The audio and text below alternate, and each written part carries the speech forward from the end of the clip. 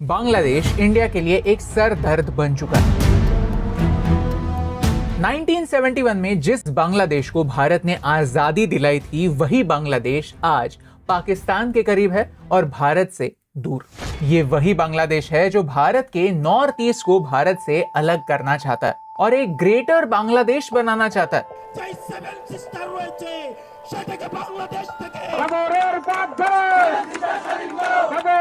भाई ये सपना बाद में देखो, पहले बिजली का बिल भरो। अडानी का $900 मिलियन का बिल है, वो पहले पे करो और फिर बाद में ग्रेटर बांग्लादेश बनाओ। ठीक है, ये भी देखना जरूरी है कि आज हिंदुओं ने एकजुट होकर बांग्लादेश के कट्टरपंथियों को कैसे चेतावनी दी। तो भारत ने बांग्लादेश के हाई कमिश्नर को तलब कर लिया। बांग्लादेश से लगातार जवाब मांगा जा रहा है। उधर मोदी के दोस्त पुतिन के रूस ने भी बांग्लादेश को 1971 की याद दिला दी। रूस ने बांग्लादेश को हड़का दिया है कि वो जितना जल्दी भारत के साथ तनाव कम कर ले उतना उसके लिए बेहतर है। रूस ने बांग्लादेश को 1971 की याद दिलाई कि कैसे भारत ने बांग्लादेश की आजादी में अहम भूमिका निभाई। उधर संयुक्त राष्ट्र ने भी बांग्लादेश में दीपू दास की हत्या पर चिंता जताई है। बांग्लादेश के कई मीडिया समूह ने भी कहा है कि बांग्लादेश में पत्रकारों की जान दांव पर लगी हुई।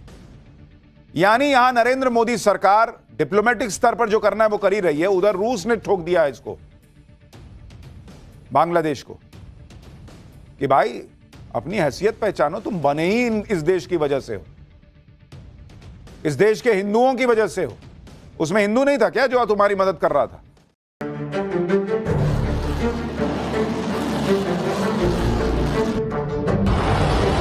नए साल पर सबसे बड़ी सेल, मुनीर शहबाज ने पाकिस्तान बेच डाला क्या? भिखारी पाकिस्तान का सबसे बड़ा फर्जीवाड़ा, अपना कचरा किसको बेच आया है मुनीर, आज आपको दिखाने जा रहा हूं। साल 2025 में पाकिस्तान की जितनी ठुकाई हुई वो पाकिस्तान भूल ना पाएगा। ऑपरेशन सिंदूर में भारत ने पाकिस्तान को ऐसे जख्म दिए कि सदमे में आए मुनीर को ऊपर वाले अल्लाह की याद आ गई। वो कह रहा है कि उसे अल्लाह ने ऑपरेशन सिंदूर में बचाया था, लेकिन ऊपर वाले को याद करते करते मुनीर के पाकिस्तान का भारत ने यह हाल कर दिया कि अब वो ऊपर वाले के ही रहमो करम पर जिंदा है। और स्थिति यह हो गई इस दो कौड़ी के पाकिस्तान की कि वहां पर ईयर एंड सेल लगी हुई है। पूरा पाकिस्तान इस सेल में बिकने को तैयार बैठा है। भाई पाकिस्तान बिक रहा है और उधर मुनीर नया फर्जीवाड़ा करने में जुट गया है। जिन हथियारों को भारत ने ऑपरेशन सिंदूर में ठोक कर कचरा बना दिया, मुनीर उसी कचरे को पाकिस्तान से बाहर बेचने में जुट गया है। यानी आप देखिए कि एक तरफ ईयर एंड सेल में पाकिस्तान की संस्थाएं बिक रही हैं, दूसरी तरफ मुनीर चाइनीज हथियार मुस्लिम देशों को बेच रहा है। उधर डोनाल्ड ट्रंप ने मुनीर को गाजा में बुरी तरह से फंसा दिया। इधर पाकिस्तान के आतंकी भी मुनीर को बेनकाब कर रहे हैं। भारत के हाथों हुई पिटाई पर आतंकियों ने मुनीर की ही क्लास लगा दी है। यानी नया साल शुरू होने से पहले पाकिस्तान बुरी तरह से फंस गया है। उस पर मुनीर अपना चाइनीज कबाड़ निपटाने के लिए अफ्रीकी देश लीबिया पहुंच गया। मुनीर को लगा होगा कि ऑपरेशन सिंदूर में पाकिस्तान की ठुकाई की खबर शायद लीबिया तक नहीं पहुंची होगी, क्योंकि वहां पहले ही उथल पुथल मची हुई है।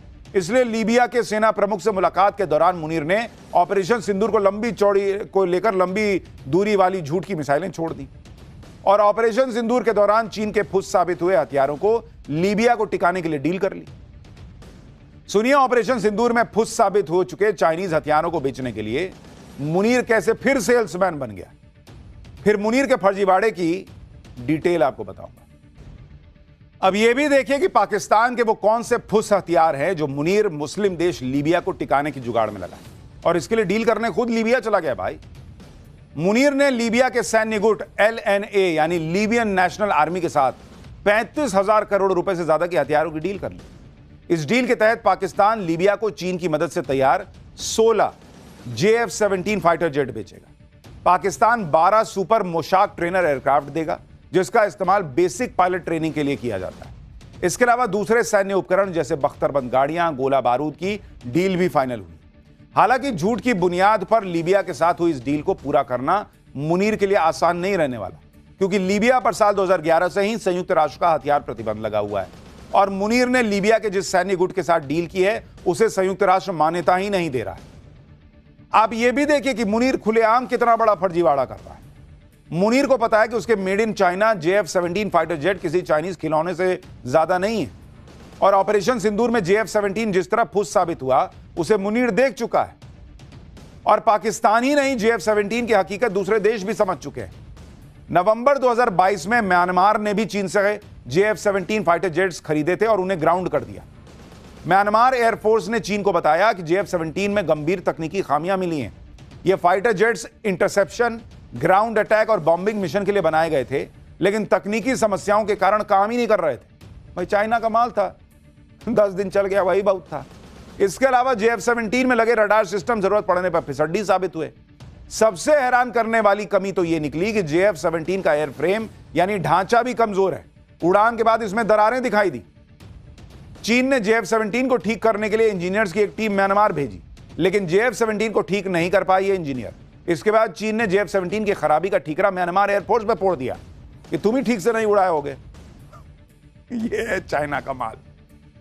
सबसे बड़ी बात यह है कि चीन की एयरफोर्स खुद भी JF-17 को कबाड़ मानती है, इसलिए उसने अपने बेड़े में शामिल नहीं किया है।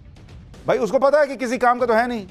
चीन ने अपने जिस कबाड़ को पाकिस्तान को सटाया, अब मुनीर उसे दूसरों को टिकाने में जुट गया है, क्योंकि उसको पता है कि भारत जब फोड़ेगा तो ये सब काम तो आना नहीं है, कहीं से पैसा आ जाए। उनको तो पैसा दिखता है भाई कि कुछ भी कबाड़ बेच के भी पैसा ले लो। पाकिस्तान ने जो भी हथियार ऑपरेशन सिंदूर में इस्तेमाल किए थे, भारत ने सबको तबाह करके कबाड़ बनाया था। चाहे चाइनीज रहा हो, चाइनीज मिसाइल रही हो, टर्की के ड्रोन रहे हो। मुनीर भले ही अपना कबाड़ बेचने के लिए ऑपरेशन सिंदूर के हो लेकर अजब गजब बयान दे रहा हो, लेकिन मुनीर को अंदर तो पता है ना भाई कि ऑपरेशन सिंदूर में भारत ने पाकिस्तान में घुसकर उसके एयरबेस और आतंकी अड्डे मिट्टी में मिलाए थे। ऑपरेशन सिंदूर के बाद से मुनीर किस तरह खौफ में है, इसका सच न चाहते हुए भी मुनीर की जुबान पर आ ही जाता है। पिछले दिनों इस्लामाबाद में उलेमाओं की कॉन्फ्रेंस में मुनीर ने खुद माना कि ऑपरेशन सिंदूर में अल्लाह ने मदद न की होती तो न जाने पाकिस्तान का क्या हाल हो जाता। एक बार मुनीर को सुनिए, फिर आपको बताता हूं कि कैसे इस बयान से पाकिस्तान में उसकी छीछा लेदर हो रही है।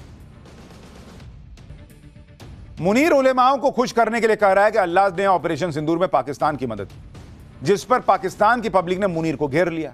पाकिस्तान की पब्लिक कह रही है कि 1965 से पाकिस्तान के लोगों को इसी तरह की कहानियां सुनाकर करारी हार पर तसल्ली दी जा रही है। वहीं पाकिस्तान के पत्रकार कह रहे हैं कि जिस तरह ऑपरेशन सिंदूर के बाद तालिबान पाकिस्तानी सेना को ठोक रहे हैं, तो अब खुदाई मदद क्यों नहीं मिल रही। बांग्लादेश का ये प्रोपेगेंडा रुकने का नाम नहीं ले रहा, और ये सारा प्रोपेगेंडा फैलाने वाले लोग रैंडम लोग नहीं है। इनफैक्ट अक्टूबर 2025 में बांग्लादेश के इंटरिम पीएम मोहम्मद यूनुस ने पाकिस्तान के जनरल को एक बुक गिफ्ट किया, जहां भारत के नॉर्थ ईस्ट को बांग्लादेशी टेरिटरी दिखाया गया था। यानी ये जो ग्रेटर बांग्लादेश की आइडिया है, ये कोई अनऑफिशियल आइडिया वगैरह नहीं है कि रोग एलिमेंट्स है जो इसे फैला रहे हैं। नो, ये सिस्टमैटिकली लोगों तक पहुंचाई जा रही है। And this is not a joke, this is a direct ideological attack on India. और ये एक्सपांशनिस्ट एटीट्यूड सिर्फ इंडिया में ही नहीं, म्यांमार में भी फैलाया जा रहा है। बांग्लादेश म्यांमार के रोहिंग्यास के लिए एक अलग नेशन बनाना चाहता है, और इस प्लान में चाइना भी शामिल है, ये आप देख सकते हैं। अचानक से बांग्लादेश में प्रोटेस्ट शुरू क्यों हुए? कुछ टाइम पहले शरीफ ओस्मान हादी नाम के एक सो कॉल्ड यूथ लीडर की हत्या हो गई। इसे किसने मारा पता नहीं, लेकिन सारा ब्लेम इंडिया पर ही जा रहा है। ये इंसान भी ग्रेटर बांग्लादेश को सपोर्ट करता था। When I mention the term Bangladesh, in our mindset, we only think the land of Bangladesh. And we also think we are captured by India. We have no capacity, no capabilities. We are always dependent on the Indian satisfaction. Bharat ने 1971 में बांग्लादेश को आजादी दिलाई, लेकिन वही same Bangladesh 2024 के बाद भारत के लिए एक नाइटमेयर बन चुका है, क्योंकि जिस बांग्लादेश को हमें थैंक यू कहना चाहिए, वही बांग्लादेश हमें वल्चर कह रहा है। 16 दिसंबर को बांग्लादेश विक्ट्री डे के तौर पर सेलिब्रेट करता था, जहां उन्हें पाकिस्तान से आजादी मिली। अब इसी दिन उन्होंने भारत के बारे में ये कहा, on victory day tomorrow we will not take to the streets for celebration, we will take to the streets for resistance. In Dhaka and across Bangladesh, we will hold resistance rallies against Indian hegemony and all anti-Bangladesh conspiracies. उन्होंने India को indirectly vultures कहा, जो बांग्लादेश को control करते हैं। अरे भाई, अगर इंडिया को बांग्लादेश पर कंट्रोल ही करना होता तो 1971 में बांग्लादेश को आजादी नहीं दिलाते, पाकिस्तान से तोड़कर बांग्लादेश को इंडिया का ही एक स्टेट बना देते। आफ्टर ऑल, ये जो बांग्लादेश है वो पहले का ईस्ट बंगाल ही था, राइट? लेकिन तब तो हमने कोई कंट्रोल नहीं जताया, तो अब क्यों जताएंगे? We had the right to claim Bangladeshi territory. Historically Bangladesh India का हिस्सा रहा है, और हमारी आर्मी ने पाकिस्तानी आर्मी को हराकर ये लैंड वापस जीता था। So by the right of conquest Bangladesh पर इंडिया अपना हक जता सकता था, लेकिन इंडिया ने वैसा किया नहीं। तो फिर बांग्लादेश के लोग इंडिया के अगेंस्ट इतना रिजेंटमेंट पकड़े हुए क्यों हैं? मतलब कुछ भी। बांग्लादेश के इंडिपेंडेंस डे पर जो रैली हुई वहां पर इंडिया को तोड़ने की बात हुई। इस लीडर ने कहा कि अगर इंडिया बांग्लादेश के दुश्मनों को शेल्टर देगा तो बांग्लादेश भी नॉर्थ ईस्ट के सेपरेटिस्ट ग्रुप्स को बांग्लादेश में शेल्टर देगा। Now this is a big problem for India. Reality ये है कि बांग्लादेश में लॉ एंड ऑर्डर है ही नहीं। सरकार मोहम्मद यूनुस चला ही नहीं रहे हैं, रोग एलिमेंट चला रहे हैं। वो दंगाई चला रहे हैं जिन्होंने 1 साल पहले पीएम शेख हसीना को बांग्लादेश से बाहर किया था। और बांग्लादेश इंडिया पर गुस्सा इसीलिए है क्योंकि हमने उन्हें रेफ्यूज दिया हुआ। 5 अगस्त 2024 बांग्लादेश की एक्स पीएम शेख हसीना एक हेलीकॉप्टर में सवार बांग्लादेश छोड़कर इंडिया रवाना हुई और न्यू दिल्ली ने वही किया जो इंडिया हमेशा करता आया है, हमने उन्हें रेफ्यूज दिया। यानी वही किया जो दलाई लामा के साथ भी हमने किया था। हमने हमारे दरवाजे एक गेस्ट के लिए ओपन किए, कोई कंडीशंस नहीं, बस एक रेफ्यूज। और यहीं पर भारत की जेनरोसिटी को बांग्लादेश ने इंटरफियरेंस समझना स्टार्ट किया। बांग्लादेश की नई इंटरिम सरकार चाहती है कि पीएम शेख हसीना को बांग्लादेश वापस सौंप दिया जाए, मानो कि वो एक क्रिमिनल हो। This is what Bangladesh wants and this is what India is not agreeing to. वैसे तो हम भी चाहते हैं कि विजय माल्या जैसे लोग जो लंदन में छुपे बैठे हैं और पॉडकास्ट कर रहे हैं उन्हें यूके हमें सौंप दे, लेकिन इसका मतलब ये नहीं कि हम यूके के एम्बेसीज पर उनके हाई कमीशन पर अटैक करने लगे। हम एक प्रोसेस फॉलो कर रहे हैं जो बांग्लादेश कर ही नहीं रहा। यहाँ ये हाईलाइट करना काफी इंपॉर्टेंट है कि इंडिया बांग्लादेश के पास्ट पीएम को शेल्टर दे रहा है। 1975 में शेख हसीना के पिता शेख मुजीबुर रहमान का असैसिनेशन होने के बाद भी